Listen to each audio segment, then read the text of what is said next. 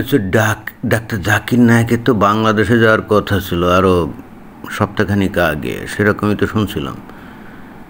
তো সে যে বাংলাদেশে গেছে এমন তো কোনো সাড়া শব্দ পাইলাম না। ঘটনা কি?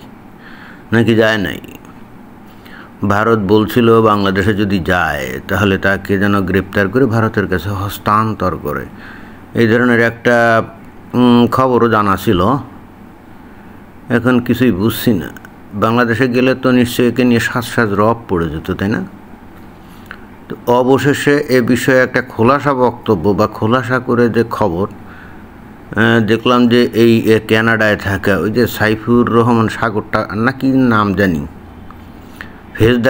ফেস দ্য পিপল বলে একটা ওই ইউটিউব চ্যানেল চালায়, তো সেই দেখলাম যে এই বিষয়ে বক্তব্য দিল। তো তার বক্তব্যটা একটু শুনি। মোহাম্মদ ইউনূসের সরকার বর্তমানে শেখ হাসিনার মতো একজন শক্তিশালী, আমাদের ভাষায় 24-এর ভাষায় স্বৈর শাসককে হটিয়েছে। যে দেশের মানুষ কোটি কোটি মানুষ, সেই কোটি কোটি মানুষের মোটামুটি অনেকের ভালোবাসার মানুষ হলেন ডক্টর জাকির নায়েক। কথাটা ঠিক, শেখ হাসিনার মতো একজন স্বৈর শাসককে বাংলাদেশের কোটি কোটি মানুষ হটিয়েছে। ভালো কথা, হটিয়ে এখন কি বাংলাদেশের মানুষ ভালো আছে?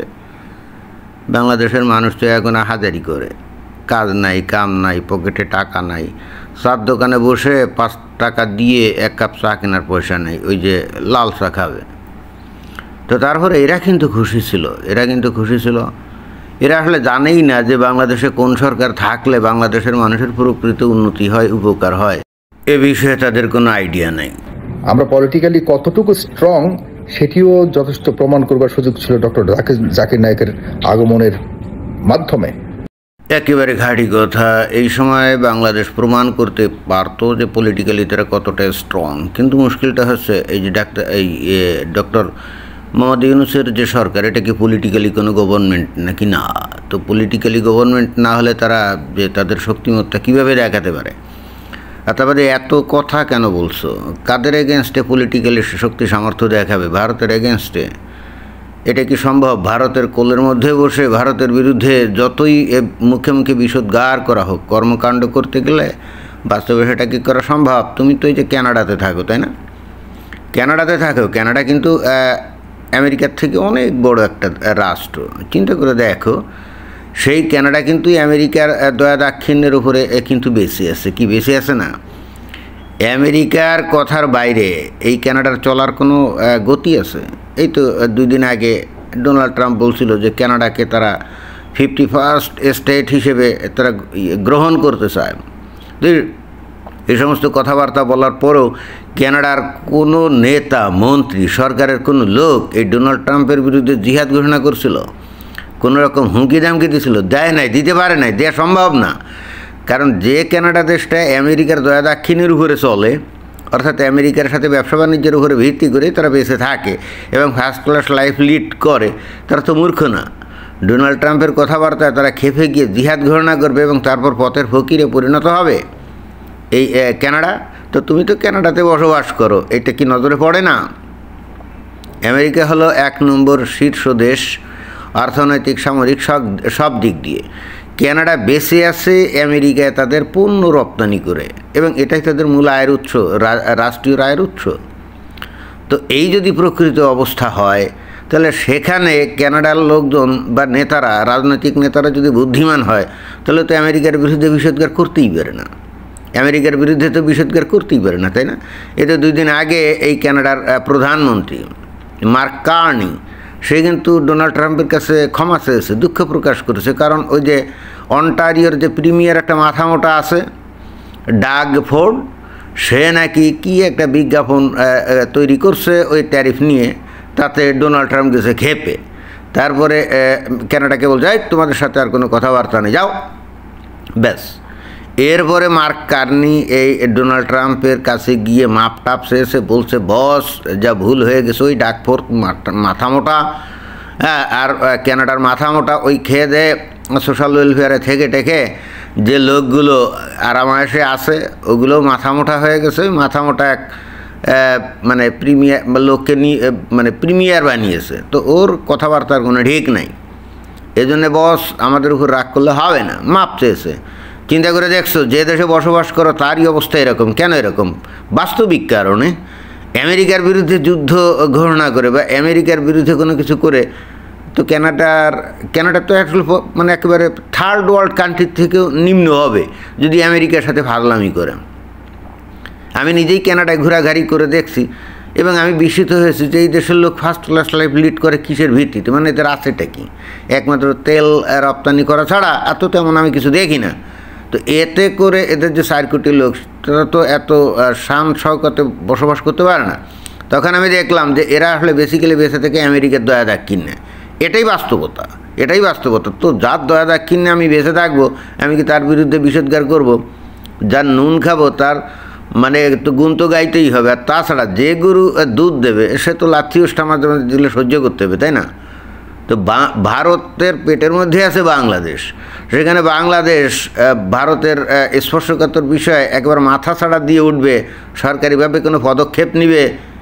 হ্যাঁ, এটা মানে মাথায় বুদ্ধিশুদ্ধি কম থাকলে নিতে পারে, কিন্তু তার পরিণতি কনসিকুয়েন্স কী হবে এটা নিশ্চয়ই ডক্টর মোহাম্মদ ইউনূস খুব ভালো করেই জানে, এবং জানে বলেই মনে হয় যে পলিটিক্যালি শক্তি দেখানোর সাহস পায়নি। আচ্ছা ঠিক আছে, কি মানে ভারতের ভয়ে ডাক্তার জাকির নায়েককে কি বাংলাদেশে আনে নাই নাকি? বলো তো ভালো করে। আমরা কি হেরে গেলাম তাহলে? ডক্টর জাকির নায়েককে আমরা আনলে নিরাপত্তা দিতে পারবো না, সেই বিশাল অ্যারেঞ্জমেন্ট এই সরকার এত স্বল্প সময়ে করতে পারবো না নির্বাচনের আগে, এরকম একটি অজুহাতে ডক্টর জাকির নায়েকের আগমনকে স্থগিত করা হয়েছে। হ্যাঁ, এই অন্তর্বর্তীকালীন সরকার বুঝতে পারছে যে মানে বেশি বাড়াবাড়ি করলে ভারত এখনও কিন্তু খ্যাপে নেই, সত্যিকার অর্থে সরকারিভাবে তারা কিন্তু এখনও খ্যাপে নেই। নানা রকম এটা ওটা সেটা করছে, বাংলাদেশের লোকদেরকে ট্যুরিস্টে ভিসায় ভারতে যাইতে দেয় না, তারপরে আরও অন্যান্য কিছু পদক্ষেপ নিয়েছে এই পর্যন্ত। তারপরে শোনা যায় বাংলাদেশের সীমান্তে নাকি সৈন্য মোতায়েন করছে, তারপরে কি মহড়া টহড়া দিচ্ছে, নোটাম জারি করেছে, তাই না? এই পর্যন্তই আছে। তো বাংলাদেশ যদি আর বাড়াবাড়ি করে তাহলে তো সেটা হয়তো মাত্রা ছাড়া, তাই না? এই যে তুমি এত লম্বা লম্বা কথা বলছো, আবারও ক্যানাডার কথায় আসি। তুমি যে ক্যানাডায় বসবাস করো, তুমি কল্পনা করতে পারো যে ক্যানাডা এই আমেরিকার বিরুদ্ধে বেশি বাড়াবাড়ি করলে ক্যানাডার কী অবস্থা হবে? জাস্ট নিজে চিন্তা করো। তো তুমি যে দেশে বসবাস করো সেই দেশের পরিস্থিতি হচ্ছে এই, তাহলে তার থেকে অনেক খারাপ পজিশন এই বাংলাদেশের, মানে on the context of American position, right? তাহলে এখন চিন্তা করে দেখো তো যে এই বাংলাদেশ কতটুকু একটা দেশ, তার ক্ষমতা কত, আর ভারত কত বড় একটা দেশ আর তার ক্ষমতা কত, তাই না? তো তুমি এখানে উস্কানি দিচ্ছ কেন? এই যে ক্যানাডায় বসে তুমি টের পাও না যে পার্শ্ববর্তী দেশ যদি বিশাল শক্তিশালী হয় সেখানে তাদের সাথে ফাজলামি বেশি করা যায় না? হ্যাঁ, মাঝে মাঝে উৎসবাস্য করা যায়, বাট তারও একটা মাত্রা আছে, মাত্রা ছাড়ালেই বিপদ। তো বাংলাদেশের এই ডক্টর মোহাম্মদ ইউনূস, আমি জানি না সে আসলে ভারতের ভয়ে এই কাজটা করছে কি না, কিন্তু যদি বলে থাকে যে তাকে পর্যাপ্ত নিরাপত্তা দেওয়া যাবে না, কথাটা কি ভুল নাকি? কথাটা তো আচ্ছা, যে কোনো ওয়েতে হোক এটা বন্ধ করা, এটা তো বাংলাদেশকে রক্ষার সমতুল্য, তাই না?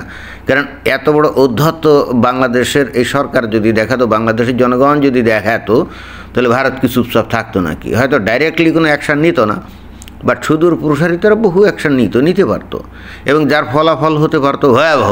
তাহলে বাস্তবতার বিচারে যদি অন্তর্বর্তীকালীন সরকার এই ধরনের একটা সিদ্ধান্ত নিয়ে থাকে, সেটা তো বাংলাদেশের জনগণের ভালোর জন্যই করছে, তাই না? এখন বাংলাদেশের ধর্মোন্মাদ জনগোষ্ঠী হয়তো সেটা বুঝতে পারছে না। এখন যারা নাকি ধর্মোন্মাদ, যেমন তোমার মতো, যদি ধর্মোন্মাদ তুমিও না হতে, তাহলে তো এই সমস্ত কথাবার্তা বাংলাদেশের মতোই একটা ভালনারেবল দেশ ক্যানাডাতে বসে কথা বলতে পারতে না। মানে তুমি নিজে যে দেশে বসবাস করো সেই দেশের পজিশন ক্যানাডার ওই আমেরিকার কনটেক্সটে কীরকম, এইটা চিন্তা করলে তো বুঝতে পারো যে বাংলাদেশ ভারতের সাথে কী আচরণ করা উচিত এবং ভারতের এগেনস্টে কত দূর যাওয়া যায়, তাই না? তবে তোমার সেই কাণ্ডজ্ঞান নাই, কারণ মুমিন মুসলমান হতে গেলে তার তো কাণ্ডজ্ঞান থাকলে চলবে না, তাই না? যতই আমেরিকা ক্যানাডায় বসবাস করো না কেন, after all your identity is you are a Muslim, and that's why you don't need to have any common sense. If you have really common sense, then you can't be a মুমিন or Muslim at all. এটাই বাস্তবতা। কি হাস্যকর! কি pathetic, কি পরিকল্পনার মাফিক এই ধরনের কথাগুলি বলা হচ্ছে। এখন আমাদের যে যার মতো করে এগুলিকে ক্যালকুলেট করতে হবে। তোমার মতো একজন ধর্মোন্মাদের কাছে এটা প্যাথেটিক মনে হতে পারে, বাট বাংলাদেশের মানুষের যদিও তারাও ধর্মোন্মাদ, কিন্তু কথা হচ্ছে তারা যা চাইবে সেটাই যদি করা হয় তাহলে তার কনসিকুয়েন্স কী হতে পারে, তার ফলশ্রুতি কী হতে পারে একটু কল্পনা করে দেখো। ভারতের পেটের মধ্যে বাংলাদেশ, তাই না? তো বাংলাদেশ যদি বেশি বাড়াবাড়ি করে তাহলে ভারত কী করতে পারে? Do you have any idea? ধর্মোন্মাদ হলে তো আসলে কোনো আইডিয়া থাকে না, সমস্যা হলো এটাই। আমি যতটুকু বুঝতে পারছি, দুদিন আগে আপনারা জানেন যে আমি একটি ভিডিও করেছি, বলেছি যে ডক্টর জাকির নায়েককে আমাদের আনতেই হবে। হ্যাঁ, আনতেই হবে এবং বাংলাদেশকে একটা কঠিন বিপদের মধ্যে ফেলে দিতে হবে। এমনিতেই বাংলাদেশের মানুষ খুব বিপদের মধ্যে আছে, তো তাকে আরও বিপদে ফেলতে হবে। মানে কানাডায় বসে বসে এই ধরনের দিবাস্বপ্ন তুমি দেখে যাচ্ছ, তাই না? যদি না আনতে পারি, বুঝতে হবে যে এই সরকারের মধ্যে ভারতের দালাল রয়েছে। কারণ ভারত প্রকাশ্যে বলেছে এটি একটি চ্যালেঞ্জ বাংলাদেশের জন্য ছিল। ডক্টর মোহাম্মদ ইউনূস, আপনি পারতেন অন্ততপক্ষে বোঝাতে যে আমরা ভারতের রক্তচক্ষুকে বা ভারতের এই ধরনের নির্দেশনাকে, এমন কথাবার্তাকে আমরা ভয় করি না।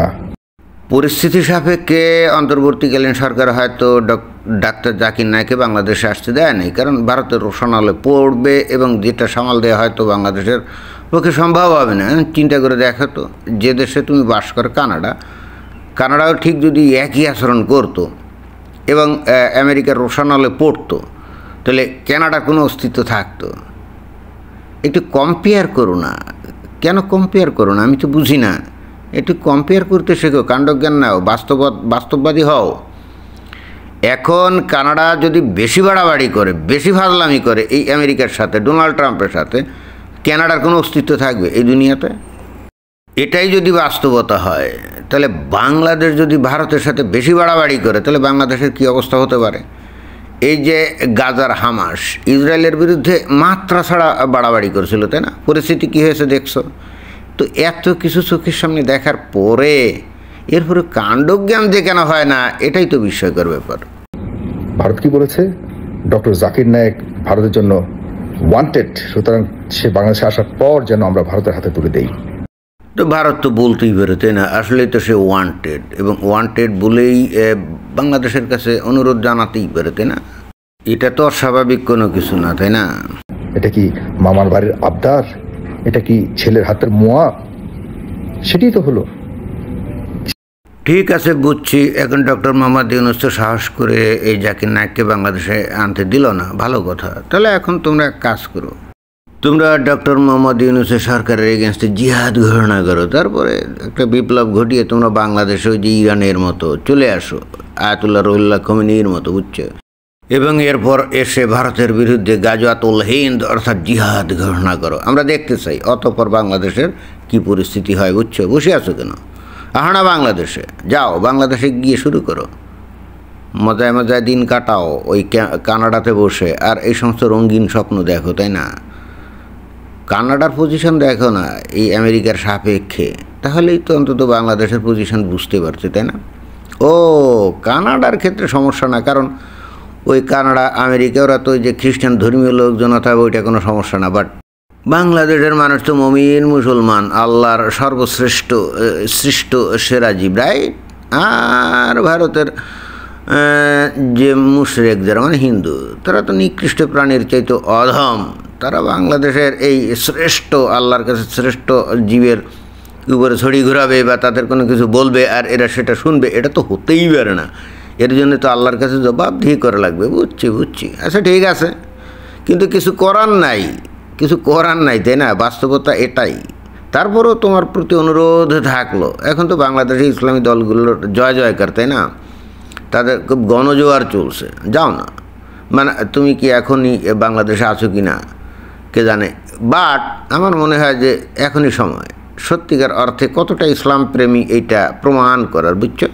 বাংলাদেশের মানুষের সবচেয়ে বড় মানে দুর্ভাগ্য কি জানেন? যারা নাকি বেশ ভালো সেলিব্রিটি টাইপের একটু জ্ঞানগম্যি রাখে, এরা কেউ বাংলাদেশের মুক্তির জন্য কখনো চিন্তা ভাবনা করে না, কথাও বলে না।